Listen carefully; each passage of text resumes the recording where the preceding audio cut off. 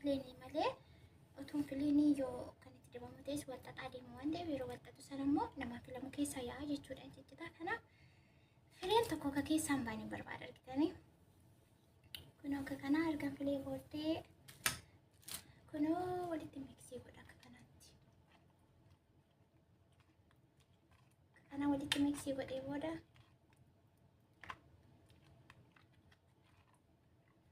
kunoo haala kanaa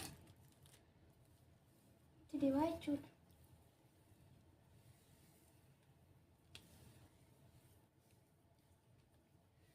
Isa booddee shunkurtii adiin barbaada. Shunkurtii adii kunoo kana fakkaatte jirti jechuudha. Kunoo bakka kanatti akkas gootan argitanii dhumarratti jechuudha. Kunoo bakka kanaaf shunkurtiin adiin baay'ee gaariidha.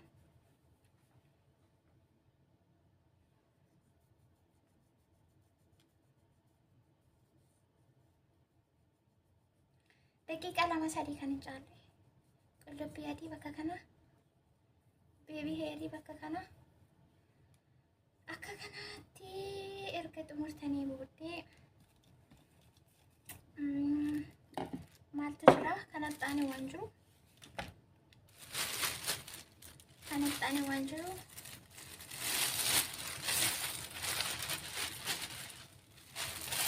Saalii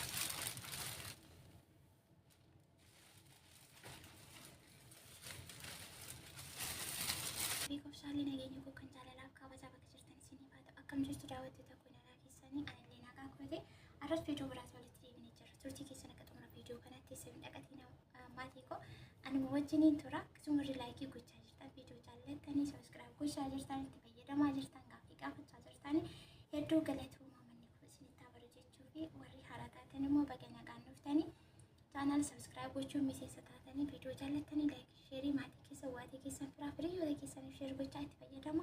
Isinis immoo waan jettan yaada yoo qabaattan wanta isin itti fayyadamtanii kan faayidaa qabu yoo jiraate walii keessaniif sheer godha. Wanta nuti irraa qusannu yoo jiraate illee walitti himuu dandeessu namni namaaf qoricha waan ta'eef. Egaa akkuma argaa jirtanii guyyaa 2-3 duratti viidiyoon gadhiiseera. Rifeensa irraa kukkuteen ture. Rifeensa irraa kukkutuun faayidaa maalii akka qabu viidiyoo sanarratti illee gad ibsuu yaaleen ture. Har'as immoo sanumarraa kan isin ibsu rifeensa irraa kukkutan yoo achumarraa nafi hojjettanii warri gaafa isinitti ta'ullee jira jechuudha. Rifeensa irraa kukkutuun faayidaa maalii qaba? Akkasuma dheerinni isaa saffisaan akka dabalu. Fakkeenya warra dhiirotaa isin fudhadha waan biraa dhiise.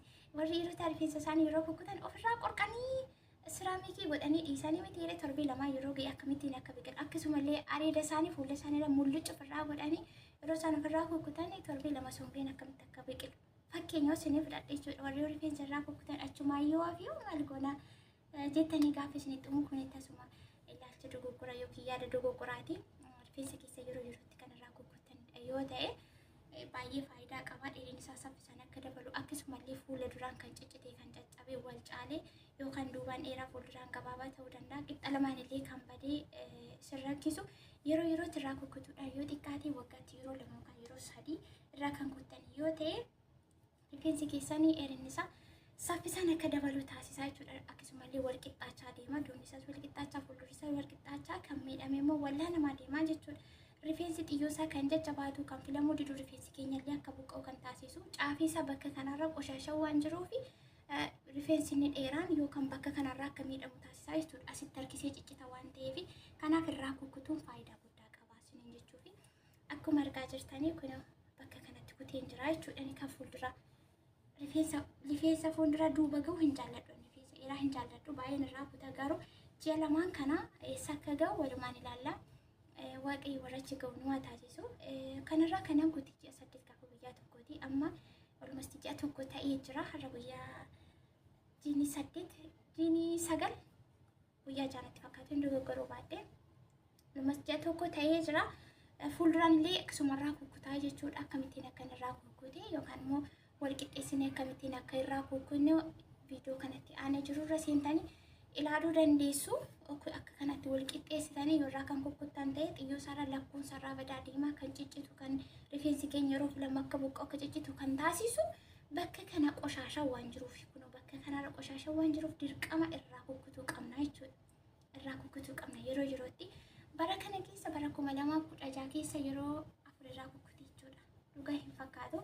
Anu akkuma keessan kana yeroo duraa rifeensa irraa kukkutuun gaarii dhagaa fayyadanii dhugaa natti hin fakkaatu. Hin amanan ture. Amma garuu suusii natti ta'ee jira. Rifeensa irraa kukkutuun walumaa galatti persentii 100 keessaa 100 akka rifeensa keenyaaf gaarii ta'u, rifeensi keenya akka dheerinni isaa saffisu, akka bareedaa ta'u, wal qixxaatee fuuldurri isaa fuulduraan kan ciccitee bakka kanaa maal ta'een bakka kanaa badaa deeme wal qixxaatee akka bareedu ani waan inni itti amane waan argee jiruu fi guutummaa guutuutti faayidaa qaba isiniin jechuu fi har'a kanama wanta qopheeffadhe yeroo hundumaa wanta wal fakkaatanii kan inni itti fayyadamu viidiyoo kana gadi jiru gadi buutanii ilaaluu dandeessu. Kunoo amma kana baay'ee goggogee jira baay'ee goggogee jira akkasirra ilaalamu miti. Otoo naan fileedhee keessaa yaa'aa jechuudha. Kuni keessaa yaa'aa baay'ee goggogee jira. Garuu wanta qopheeffadhetu jira. Waan qopheessee jirutu jira. Har'a miicuuf torbeetti yeroo tokko kan miicu. Guyyaa miicu sana heermaaskii fayyadama yoo fayyadamu baadhes dibata seeraan fayyadama. Ijoolleen tokko tokko heermaaskii fayyadamuudhaaf isin mijachuu dhiisuu danda'a. Heermaaskii fayyadamu qofa osoo hin taane rifeensa keessan torbeetti guyyaa tokko yoo miicanii wanta rifeensa keessaniif ta'u akkasumallee shaampoo isiniif ta'u adda baastanii beektan taanaan hin mijatu taanaan barbaachisaa miti. Heermaaskiin isinii mijata haalli keessan isiniif eeyyamataa taanaan immoo itti fayyadamuu dandeessu jechuudha. Kanaaf akkuma sirrii asirratti wanta isiniin jechuu barbaadu ijoolleen mana madaamii keessa jirtan wanta itti fayyadamtu kana eessaa fiddaa akkamitti itti fayyadamtan nuuf hin mijatu jettanii warri isiniif mijatu heermaaskii rifeensaaf fayyada ni fayyada. Isiniif hin danda'amu taanaan garuu abdii kutannaa keessa galuun qabdanii yoo kana ta'e malee rifeensi guddachuu hin danda'u dheerachuu hin danda'u warri jettan abdii kutattan kun ilaalcha dogoggoraati. Heermaaskii rifeensa barbaachisaadha barbaachisaadha garuu hin mijatu taanaan cinqamuu hin qabdan. Cinqatiin mataa isaa rifeensa akka namarraa luuqisu akka fuulduraan bakka kanaa kaasee bakka kana geessisu beektumoo hin beektan. Kanaafuu yaada akkasii of keessaa baastanii dibata rifeensa keessaniif adda baastanii beeku. Akkasumallee shaampoo rifeensa keessaniif adda baastanii beektanii sana seeraan itti fayyadamtan taanaan innillee rifeensa keessanii baay'ee gaarii. Dirqama heermaaskii yoo godhatee malee yoo itti dibame malee yoo karaa kanaan wal'aaname malee hin dheeratu miti. Warri isin mijate itti fayyadamuu dandeessu. Warri isin hin mijanne immoo noormaalii rifeensa keessan torbeetti miicuu akkasuma shaampoo rifeensa keessaniif adda baastanii beeku. Dibatallee qopheeffattanii lafa kaawwattanii yeroo yerootti jijjiirtanii dibata har'a kan biraa torbee dhufu kan biraa ji'a dhufu kan biraa osoo hin taane gosa tokko rifeensa keessaniif kan ta'u yoo argattan itti fayyadamtan rifeensi keessan yeroo gabaabaa keessatti akka dheeratu xiyyoo sammuu irraa guggutuu akka hin irraanfanne qoshashaan sarraa bahaa akka deemu rifeensi keessa wal qixxaatee bareedaa akka deemu isin gargaara jechuudha. Baay'ee guggugee jira jechuudha akkuma argaa jirtanii. Maalittiin qopheessee jira seetanii abukaadoo tokkittii tokkoon qaba jechuudha. Wanti bira wanti dabalu kana kunoo kana qopheessee kana torbee lama ol tureera jechuudha ergan qopheessee kunillee uumaa jira. Amma kan biraatti qopheeffachuuf yaadaa jira. As keessa wanti jiru weeraa zayitii yookaan immoo zeyituunii. Weeraa zayitii jechuun maal jechuudha? Warra jettanii zeyituun yookaan immoo oliif oilisa jedhamu jechuudha. Kun weeraa zayitii akkasumas gaama xabashaa yookaan roosmariin as keessa jira. Qullubbii adiin illee as keessa jira jechuudha. Argitanii isinitti mul'ata? Kunoo kana jechuudha. Kana maalan godha? Keessa nan calala. Inni jala jiru kun roosmarii qullubbii adii inni as keessa jiru kun jalattafa ani irra keessa zayitii isaa calaleetiin abukaadoo sana wajjin walitti dabalaa. Kaayisarra waan kun natti xiqqaatee jira fakkaata. Kun abukaadoo tokko qofa akkuma isiniin jedhe tokko qofa daakee kan irra keessaa sun weeraa zayitii akka na jalaan gurraachuuf yookaan beeksisaa kan jijjiiramnee fi itti naqee daakee kaawwadhee qopheeffadhee amma gara kilaasii koroon deemu kana itti fayyadamuufi jechuudha. Kun immoo akkuma isiniin jedhe roosmarii qurunfudiin keessa jira, qullubbii adiin keessa jira, weeraa zayitii walitti akka kanatti qopheessee kaawwadhee jira. Amma zayitii isa kana keessa jiru abukaadoo kanatti dabalaa jechuudha. Zayitii isa keessa jiru kana abukaadoo kanatti isinis waan isin bira jirutti calalachuu dandeessu.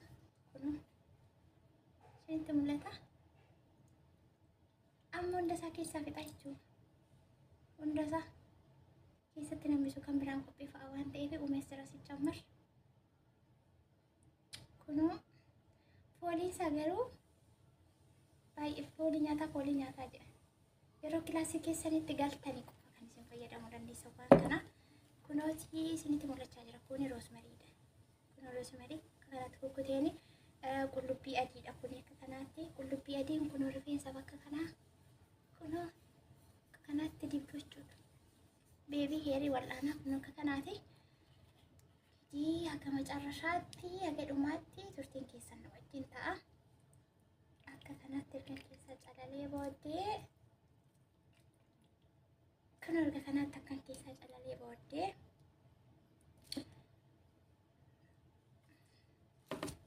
kun rifeensi immoo akka ta'e argaa jirtu baay'ee goggogee jira. Nan filatoon jedheellee naaf filamuu nan beeka. Kanaafuu dirqama waan kanatti fayyadamaa jechuudha.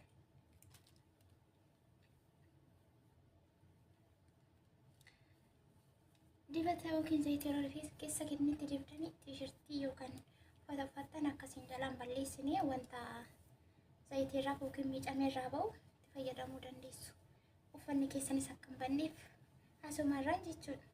Gaa'is akkuma argaa jirtan kunoo filee jira jechuudha. Fileen malee utuun filiin yoo kan itti dibamu ta'es walxaxaa deemu waan ta'eef yeroo walxaxu sana immoo nama filamu keessa yaa'a jechuudha jechuudha. Kanaaf fileen tokko akka keessaan baanii barbaada argitanii.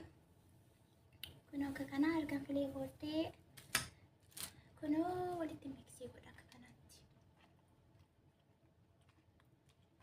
Kana walitti miksii godhee booda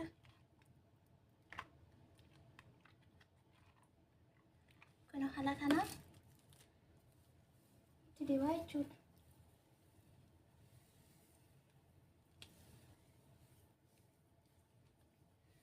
Isa booddee daqiiqaa 5 haga 10 erga hunda isaatti dibee booda masaaji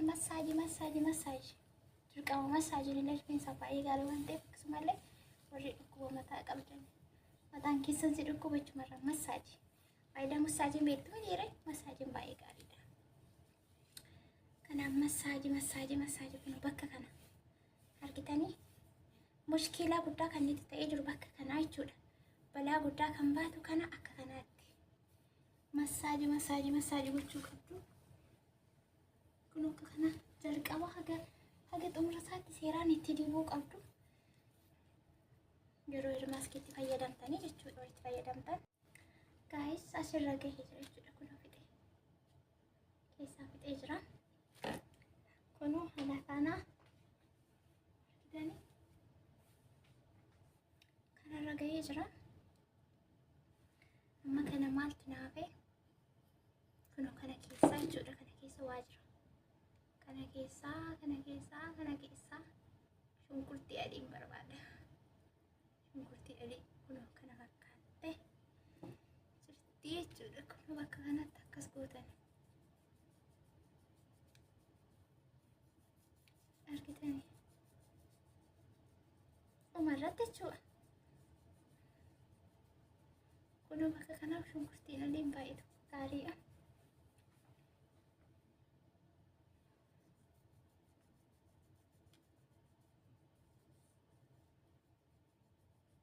Daqiiqaa 2-3 kan hin caalle. Qullubbii adii bakka kana, beebii heerii bakka kana. Akka kanaatti erga xumurtanii booddee maaltu jira? Kanaxxaanii waan jiru.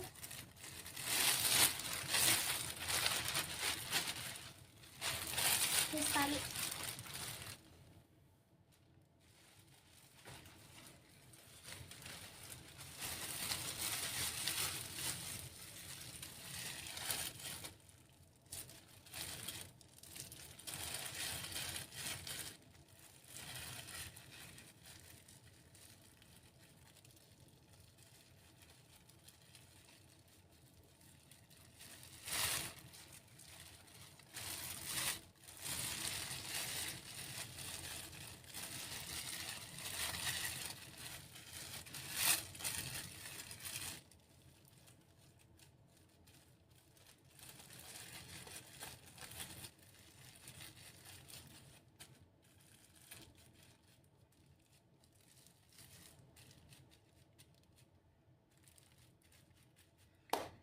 kana gootanii daqiiqaa 30 ofirra turtanii daqiiqaa 30 booda ofirraa miicuutiin dibata rifeensa keessaniif ta'u qopheeffatanii itti fayyadamuu dandeessu. dandeessu. Akkuma argitanii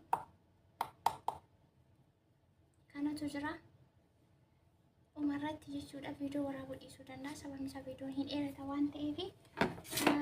Isa booda umarratti viidiyoo haga dhumaatti waraabuu dhiisuu danda'a waan ta'eef kunoo dibanni kun qullubbii adiirraa kan hojjetame akkasumallee heer giruu jedha jechuudha.